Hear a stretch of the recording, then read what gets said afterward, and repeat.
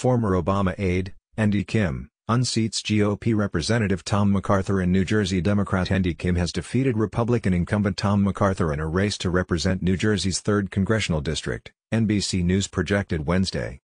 This campaign was never about the politics, it was always about the people of New Jersey and who would best advocate for the hopes and needs of our community in Washington, Kim said in a media release Wednesday.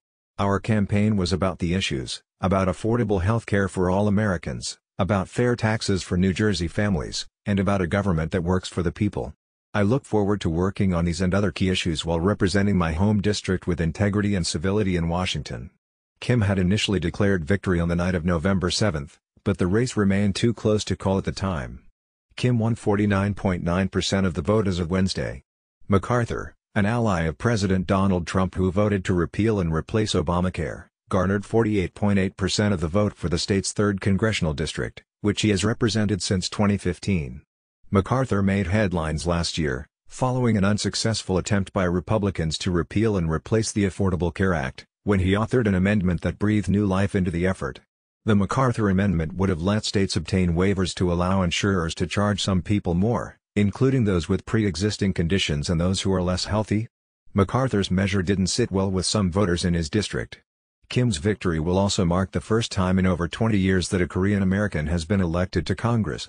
The last one to serve was Jay Kim, a Republican who represented California in the House of Representatives from 1993 to 1999. One other race featuring a Korean American, Young Kim in California's 39th Congressional District, remains too close to call. Jay Kim made history himself as the first Korean American ever elected to Congress. But he left in 1999, losing a primary the year before amid a campaign contributions scandal. He ran again in 2000 for a House seat neighboring his old district, but lost that primary as well. While Korean Americans have found success over the past few decades in being elected to local and state office, winning a congressional seat has proved elusive, until now. Running in the South Jersey district where he grew up, Democrat and Congressman-elect Andy Kim, 36, launched his bid for the House following a career in public service. September 11 happened during my time in college, Andy Kim said in an interview this past summer. And that was really something that had motivated and pushed me and many in my generation to think about ways in which we can be of service. A Rhodes Scholar with a doctorate in international relations from the University of Oxford, Andy Kim worked in Afghanistan as an advisor to Gens. David Petraeus and John Allen.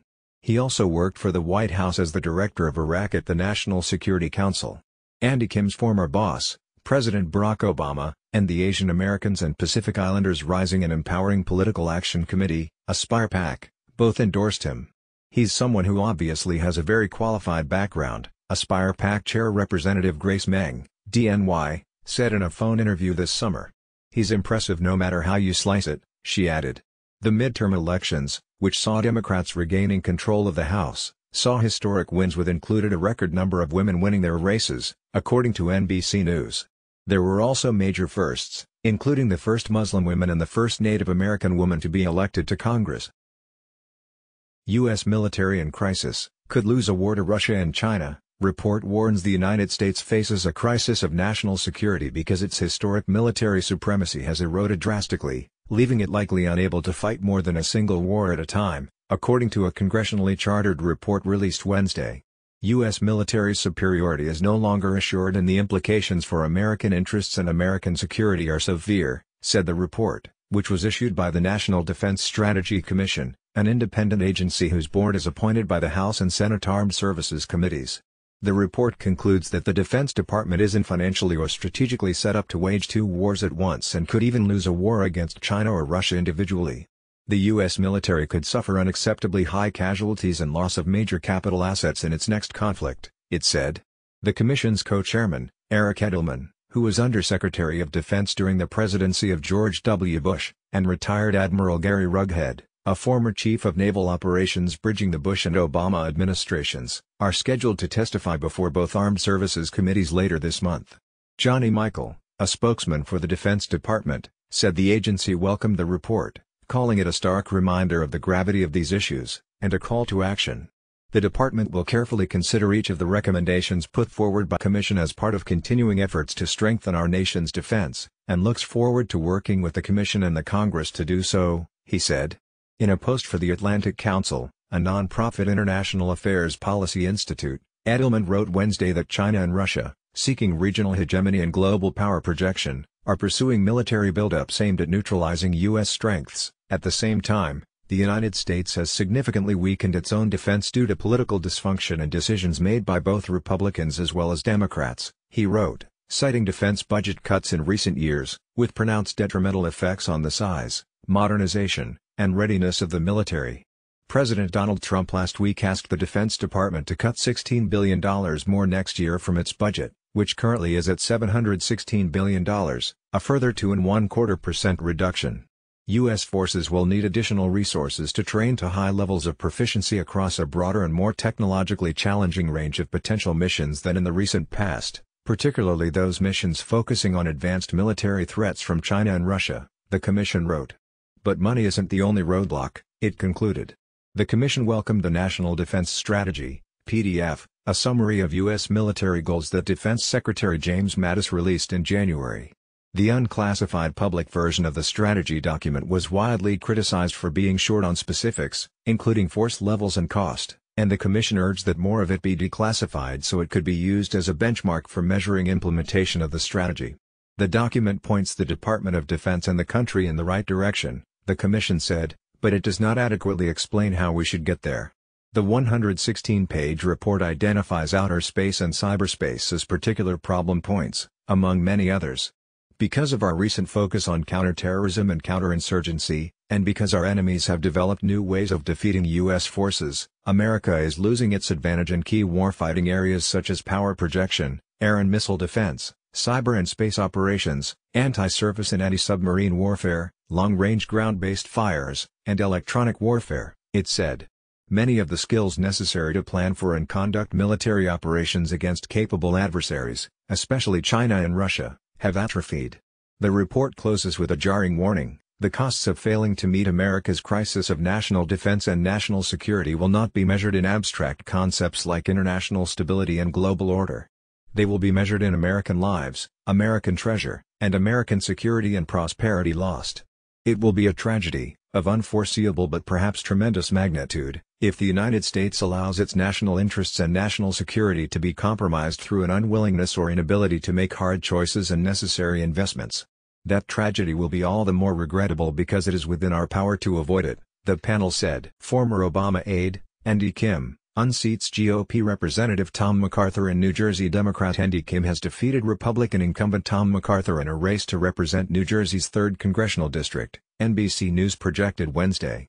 This campaign was never about the politics, it was always about the people of New Jersey and who would best advocate for the hopes and needs of our community in Washington, Kim said in a media release Wednesday. Our campaign was about the issues, about affordable health care for all Americans, about fair taxes for New Jersey families, and about a government that works for the people. I look forward to working on these and other key issues while representing my home district with integrity and civility in Washington. Kim had initially declared victory on the night of November 7, but the race remained too close to call at the time. Kim won 49.9% of the vote as of Wednesday. MacArthur, an ally of President Donald Trump who voted to repeal and replace Obamacare, garnered 48.8% of the vote for the state's 3rd congressional district, which he has represented since 2015. MacArthur made headlines last year, following an unsuccessful attempt by Republicans to repeal and replace the Affordable Care Act, when he authored an amendment that breathed new life into the effort. The MacArthur Amendment would have let states obtain waivers to allow insurers to charge some people more, including those with pre-existing conditions and those who are less healthy. MacArthur's measure didn't sit well with some voters in his district. Kim's victory will also mark the first time in over 20 years that a Korean American has been elected to Congress. The last one to serve was Jay Kim, a Republican who represented California in the House of Representatives from 1993 to 1999. One other race featuring a Korean American, Young Kim in California's 39th congressional district, remains too close to call. Jay Kim made history himself as the first Korean American ever elected to Congress. But he left in 1999, losing a primary the year before amid a campaign contributions scandal. He ran again in 2000 for a House seat neighboring his old district, but lost that primary as well. While Korean Americans have found success over the past few decades in being elected to local and state office, winning a congressional seat has proved elusive, until now. Running in the South Jersey district where he grew up, Democrat and Congressman-elect Andy Kim, 36, launched his bid for the House following a career in public service. September 11 happened during my time in college, Andy Kim said in an interview this past summer. And that was really something that had motivated and pushed me and many in my generation to think about ways in which we can be of service. A Rhodes Scholar with a doctorate in international relations from the University of Oxford, Andy Kim worked in Afghanistan as an advisor to Gens. David Petraeus and John Allen. He also worked for the White House as the director of Iraq at the National Security Council. Andy Kim's former boss, President Barack Obama, and the Asian Americans and Pacific Islanders Rising and Empowering Political Action Committee, ASPIRE PAC, both endorsed him. He's someone who obviously has a very qualified background, ASPIRE PAC Chair Representative Grace Meng, DNY, said in a phone interview this summer. He's impressive no matter how you slice it, she added. The midterm elections, which saw Democrats regaining control of the House, saw historic wins with included a record number of women winning their races, according to NBC News. There were also major firsts, including the first Muslim woman and the first Native American woman to be elected to Congress. U.S. military in crisis, could lose a war to Russia and China. Report warns the United States faces a crisis of national security because its historic military supremacy has eroded drastically, leaving it likely unable to fight more than a single war at a time, according to a congressionally chartered report released Wednesday. U.S. military superiority is no longer assured and the implications for American interests and American security are severe, said the report, which was issued by the National Defense Strategy Commission, an independent agency whose board is appointed by the House and Senate Armed Services Committees.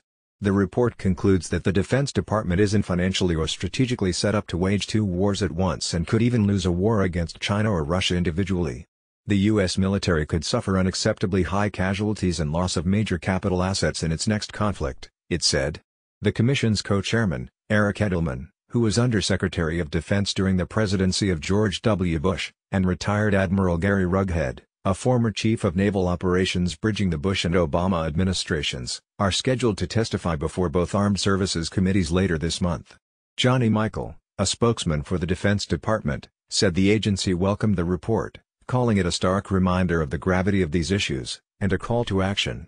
The department will carefully consider each of the recommendations put forward by the Commission as part of continuing efforts to strengthen our nation's defense, and looks forward to working with the Commission and the Congress to do so, he said. In a post for the Atlantic Council, a non-profit international affairs policy institute, Edelman wrote Wednesday that China and Russia, seeking regional hegemony and global power projection, are pursuing military buildups aimed at neutralizing U.S. strengths. At the same time, the United States has significantly weakened its own defense due to political dysfunction and decisions made by both Republicans as well as Democrats, he wrote, citing defense budget cuts in recent years, with pronounced detrimental effects on the size, modernization, and readiness of the military. President Donald Trump last week asked the Defense Department to cut $16 billion more next year from its budget, which currently is at $716 billion, a further 2.25% reduction. U.S. forces will need additional resources to train to high levels of proficiency across a broader and more technologically challenging range of potential missions than in the recent past, particularly those missions focusing on advanced military threats from China and Russia, the Commission wrote. But money isn't the only roadblock, it concluded. The Commission welcomed the National Defense Strategy, PDF, a summary of U.S. military goals that Defense Secretary James Mattis released in January. The unclassified public version of the strategy document was widely criticized for being short on specifics, including force levels and cost, and the Commission urged that more of it be declassified so it could be used as a benchmark for measuring implementation of the strategy. The document points the Department of Defense and the country in the right direction, the Commission said, but it does not adequately explain how we should get there. The 116-page report identifies outer space and cyberspace as particular problem points, among many others. Because of our recent focus on counterterrorism and counterinsurgency, and because our enemies have developed new ways of defeating U.S. forces, America is losing its advantage in key warfighting areas such as power projection, air and missile defense, cyber and space operations, anti-surface and anti-submarine warfare, long-range ground-based fires, and electronic warfare, it said. Many of the skills necessary to plan for and conduct military operations against capable adversaries, especially China and Russia, have atrophied. The report closes with a jarring warning, The costs of failing to meet America's crisis of national defense and national security will not be measured in abstract concepts like international stability and global order. They will be measured in American lives, American treasure, and American security and prosperity lost. It will be a tragedy, of unforeseeable but perhaps tremendous magnitude, if the United States allows its national interests and national security to be compromised through an unwillingness or inability to make hard choices and necessary investments. That tragedy will be all the more regrettable because it is within our power to avoid it, the panel said. Former Obama aide, Andy Kim, unseats GOP Representative Tom MacArthur and New Jersey Democrat Andy Kim has defeated Republican incumbent Tom MacArthur in a race to represent New Jersey's 3rd congressional district, NBC News projected Wednesday. This campaign was never about the politics, it was always about the people of New Jersey and who would best advocate for the hopes and needs of our community in Washington, Kim said in a media release Wednesday. Our campaign was about the issues, about affordable health care for all Americans, about fair taxes for New Jersey families, and about a government that works for the people. I look forward to working on these and other key issues while representing my home district with integrity and civility in Washington. Kim had initially declared victory on the night of November 7, but the race remained too close to call at the time. Kim won 49.9% of the vote as of Wednesday. MacArthur, an ally of President Donald Trump who voted to repeal and replace Obamacare, garnered 48.8% of the vote for the state's 3rd congressional district, which he has represented since 2015. MacArthur made headlines last year, following an unsuccessful attempt by Republicans to repeal and replace the Affordable Care Act, when he authored an amendment that breathed new life into the effort. The MacArthur amendment would have let states obtain waivers to allow insurers to charge some people more, including those with pre-existing conditions and those who are less healthy. MacArthur's measure didn't sit well with some voters in his district. Kim's victory will also mark the first time in over 20 years that a Korean American has been elected to Congress. The last one to serve was Jay Kim, a Republican who represented California in the House of Representatives from 1993 to 1999. One other race featuring a Korean American, Young Kim in California's 39th congressional district, remains too close to call. Jay Kim made history himself as the first Korean American ever elected to Congress. But he left in 1999, losing a primary the year before amid a campaign contributions scandal. He ran again in 2000 for a House seat neighboring his old district, but lost that primary as well. While Korean Americans have found success over the past few decades in being elected to local and state office, winning a congressional seat has proved elusive, until now. Running in the South Jersey district where he grew up, Democrat and Congressman-elect Andy Kim, 36, launched his bid for the House following a career in public service. September 11 happened during my time in college, Andy Kim said in an interview this past summer. And that was really something that had motivated and pushed me and many in my generation to think about ways in which we can be of service. A Rhodes Scholar with a doctorate in international relations from the University of Oxford, Andy Kim worked in Afghanistan as an advisor to Gens. David Petraeus and John Allen.